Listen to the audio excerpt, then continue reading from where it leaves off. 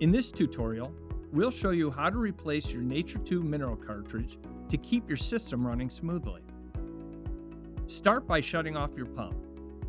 If your system has valves on either side of the ProVision unit, close them to prevent water loss. Next, turn the small collar counterclockwise and remove.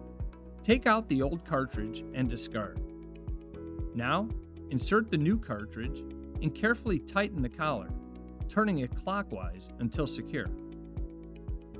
Before tightening, remember to check that the O-ring is properly seated in the groove to ensure a good seal. And that's it. A quick and simple way to keep your pool water fresh. If you found this video helpful, be sure to check out our other pool maintenance guides or contact your local Great Escape pool experts. We're always happy to help.